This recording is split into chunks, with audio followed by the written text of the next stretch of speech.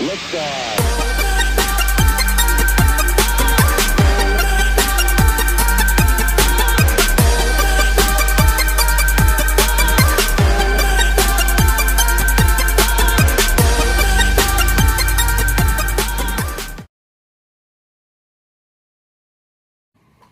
Hey everybody, welcome to episode number 3 of 4 Takes. Okay, episode 3. Here we go. We're back with another episode of 4 Takes. This is David's pick, and it is the origin of Cyborg. This is David's pick. He chose a scene from Zack Snyder's Justice League, which I love. And for this one, I picked the 4 minutes where Cyborg is really like first starting to learn about his powers. It is a very powerful scene, in my opinion, when it comes to who he is as a cyborg, but really as a person. I will say that when I first saw it in the theater, I was completely alarmed by his power level, and I don't think I knew that. And I remember asking Jared if that was, because he was with me, I remember asking Jared if that was his power level, and he was like, it is now, like kind of a thing. So, and we get that out of this clip right here. So good job, David Avery, for picking this. I don't have a ton to say on this, but I'm going to try to bring in some cool fun facts that the other guys might not know, or you might not know, because I'm the DC resident here. And as a side note, I'm going to say too that being depicted in this way as a black man on film is something that I always look for when it comes to movies, because we always get the typical ones. This one is not so much typical. anyways, let's get into it. So anyways, without further ado, let's do this. Let's get right into it. Look at that shot. That's so cool from behind, him blurry and just that in focus. Yeah, that too. Ugh, still blurry, even though he's behind it now. The only negative thing I have to say, and this is just a personal preference, I'm not a big fan of busy suits in comic book movies. That's such a good shot, the lifting up and then him behind it. What? That's so good. Just keep it simple. The spandex, let's not try to go overboard with making it practical, because it just takes your eye off of it, I guess. I don't know. It loses something. I just miss Cyborg's original costume. I wish it was a little bit more like that. I like how he goes up to the rooftop in the middle of the night to kind of get the wiggles out. Like the Bambi on ice. So here is, we're starting to see what's happening to him, how he's learning his powers, his gifts from the mother box, listening to his father, telling him what the possibilities is endless for him. Even like the way he says it, they're all at your mercy. Like, that's just how OP he is. He could hack into any nuke, any government system. He could crash a government if he wanted to. He could crash a country. I get major Matrix vibes from this part right here. The sound coming in and the voiceover reminds me of Morpheus. Another thing I want you to pay attention to, Cyborg's facial expression throughout this whole scene, because that's going to be very important. Point that I'm going to bring out later. I'm gonna pause here. I just like that he showed you could launch an entire nuclear arsenal with a thought. So it showed him holding all the nukes, right there. And like, he has no interest in that. So he just pushes them away. Like, he has no interest in that at all. Like, he doesn't care about launching every nuke on the planet. Okay, so let's pause that for a sec. So I got a buddy who was like, why would you trust someone with that much power? Right? Well, his dad didn't know what he was giving him. He says later in the film that Silas used an unknown alien technology in an attempt to save his son. So he didn't really know what he was in for. So there's that. He didn't really know what he was trusting him with. Right? Look at his face. It's very bland. It's very straight. He's trying to understand what's going on, but it's very plain, very straight, very bland, right? And B, I guess the trust is implied by the fact that he's telling him all this now that he knows. But he obviously trusts him because he's sweet. No excitement. I mean, who would not be excited about having this much power, right? So there's no facial expression about that. Really, the fact that he cries in the car about the fact that his dad didn't make it to the game for his big moment, and the fact that he helped someone who's going through a tough time by helping them with their grades, right? Ah, man, I think it's the exact right kind of person to trust with this stuff. I don't think there's an issue there at all. So this is a fun fact number one. The actor that plays Cyborg's dad's name is Joe Morton. Another movie that he was in, he played Miles Dyson in Terminator 2. He was the creator of Skynet. So this guy's apparently your go-to robotics scientist. I don't know if that was intentional or not. I love how they keep showing him without the cyborg stuff whenever he's inside. They do that later when he's inside the mother boxes too. It's cool. Very bland face. It's like, okay, cool. He has all this power, all this control. You know what's neat about that? You know what's neat about that is that you have the bull and the bear, right, for the markets, and he just dismisses both of them. I think that says something about his disinterest in money. That he didn't get sucked into that fight and then pick which one was going to win and try to profit off it, not even for an instant. Even though it is just like kind of a montage, that says a lot about his character and also why we should trust him with this much power. The eclipse in the background is a really cool effect. I'm hoping one of the guys points out the significance of that, other than maybe it just looks rad, but I like it a lot. Even here, bland face, no real excitement. He's flying. He's understanding what he's becoming, what he is.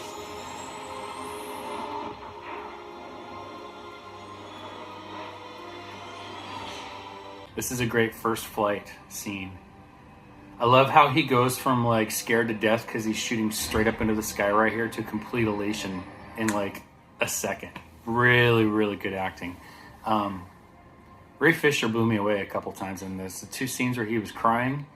I love the fact that he kind of actually moves like a monster, because that's kind of the theme of the show, like from like a monster movie like Frankenstein or something. I think that was a really cool choice of his. And I also like that circle right there. I have to look up exactly what it means, but that circle he formed right there after he came out the clouds, that's actually symbolic. I have to look up what it means, but it means something like, I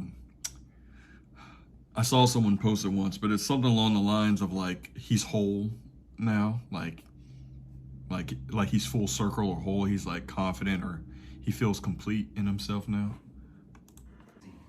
That's a cool aspect of not using your powers, because it's just so easy for him. That makes him different than other superheroes.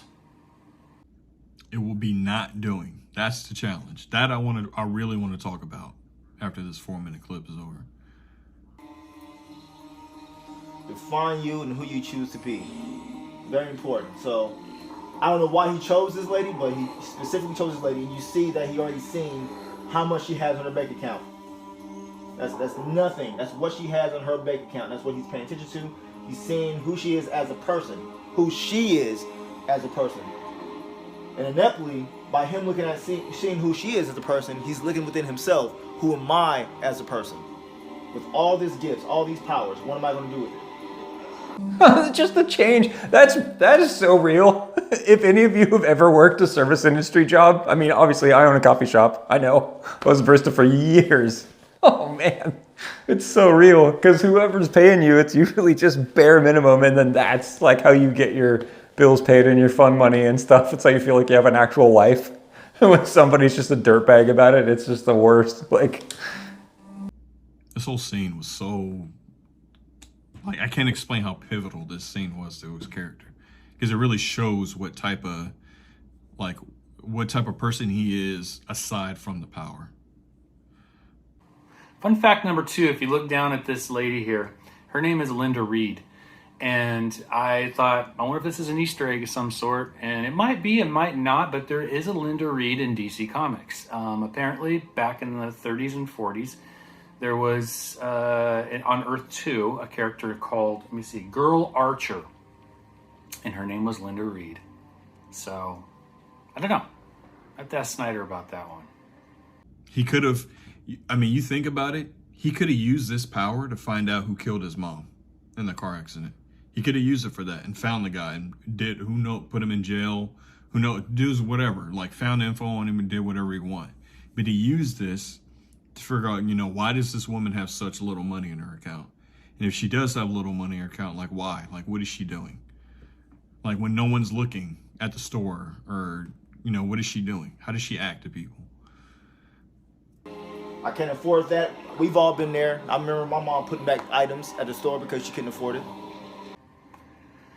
I love the fact that Cyborg is immediately a hero in this. He helped that girl in college, and now he's helping this person out, automatically using his powers to take from the rich and give to the poor, Robin Hood type scenario. Anyway, so he's doing a good deed. Robin Hood, if you will. Rob from the rich, give to the poor. That would be so tricky to decide who to help if you're going to do that.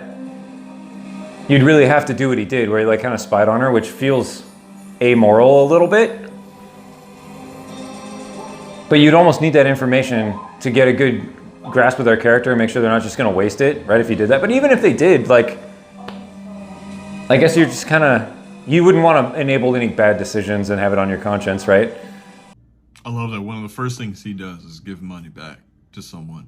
I don't know how often we've actually seen that in a superhero movie, now that I think about it. Like, how often have we seen someone with the power, like, to give money to someone to change their life in a financial situation? How many times have we seen that in a movie, in a comic book movie? But this is the part that I'm going to bring up. So remember how I told you he was straight-faced, right? Throughout majority of that whole scene, he was straight-faced. Now watch his face here, because this is very important. The feeling has finally shown through physically, right? Look at that. Look at that smile. He smiled.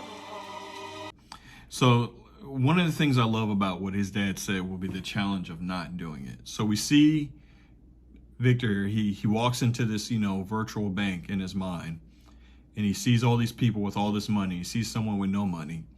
So imagine in a solo Cyborg movie, like that's such a good take, because imagine how many poor people he can see. Imagine how many people he can see that, are getting their lights shut off, or don't have food, or are about to get evicted. Right? He felt human at that point. That's when he felt like he is a normal human being. Technically, he could fix all their problems if he wanted to, but he can't, because it would be such a domino effect. If all these people who are struggling financially all of a sudden have all this money to pay everything everywhere, so like he's going to have to watch some people be poor. Like he's going to have to watch someone get evicted. He's going to have to watch someone struggle, be kicked out on the street with kids, someone not be able to afford food with their kids and not do something about it. Like, now watch what else happens. As he's walking, here's a reminder of who you are right now. Oh, I forgot. I'm a cyborg. Let me cover myself up. How I've been speaking to you. I like how he walks by these people and they just look at him, and he's like, whatever. That's so cool. He puts the hood up still, though. he could shut off all the nukes in North Korea or wherever he wants to, like, but in his mind, it's like, is that my place? Like who am I to like decide what makes the world a better place? Anger. As a father. The only two times he had a facial expression other than a bland face was with his dad or doing a good deed. Other than that, you get a straight robot, like cyborg robot type of person. So I thought that was really dope to me. I also like that his hands look like a robot hand that a person would make. I actually thought that was really cool. At first I was like, wait, what? Everything else is like really technological looking, but the more I watched it, the more I really liked that his hands look kind of thick and cool. Like, I don't know. But even when those emotions, it wasn't like overly emotional, you know, as a normal human would be. So you still get that cyborg part, but that joy that he can still have as a cyborg. So I thought this whole clip, 4 minutes, David Avery, awesome dude. You picked a good clip. And not only that, I mean, it's great seeing like a black character be portrayed as so OP, and like Cyborg is so underrated, mainly because of that stupid cartoon show he's on. I've seen the Cyborg origin a lot of times recently. I've almost kind of got tired of it. Kind of like people get tired of Spider-Man and Batman origins over and over again. They did it in Young Justice. They did it in Justice League War. They did it in Doom Patrol, JL-17, and I was honestly not excited to see it again. But I love this one. Like this one I could watch over and over again, which kind of surprised me because I was like, nah, I don't really feel like watching that again. But like, he's extremely OP, as we just saw. Like, he can hack into anything. He could do anything. He could set off every nuke in the world if he wanted to. He could do whatever he wanted to, because the world is controlled by electronics. Anyways, I think it's really neat that his dad did actually trust him with all that stuff. It says a lot about his dad that, like, you know, he tries to apologize, you know, but he also just acknowledges that there's no way that he could possibly apologize for all the time he missed out on, and that he just has this like really high profile job doing stuff that's like super important, and it just lends weight to the sacrifice he makes later on. You know, I mean, he was raised in such a good household, and he's such a naturally a good person that when he has these powers, that's not his thought to do those things. Like we see, his first thought is, you know, to go help someone that's in need of help. So. And I think it's really cool the amount of restraint that Victor shows in the film, actually. He only ever uses his stuff for exactly what is needed, right? As far as like helping the Flash get through the military gate so that they can go in and resurrect Superman, right? I don't know, pretty cool. He was a really good character, and how you get to understand the character. This character build for Cyborg and Zack Snyder's version of Justice League was spot on. It added to the clip. It became a whole new movie in my eyes. So good job. That's my view. That's my take on this. And man, I want more. So I'm going ahead and take a sip to this. Weezer. Pretty cool that he didn't just like shoot all the nukes into space and make everybody loaded. That's definitely what I would have done.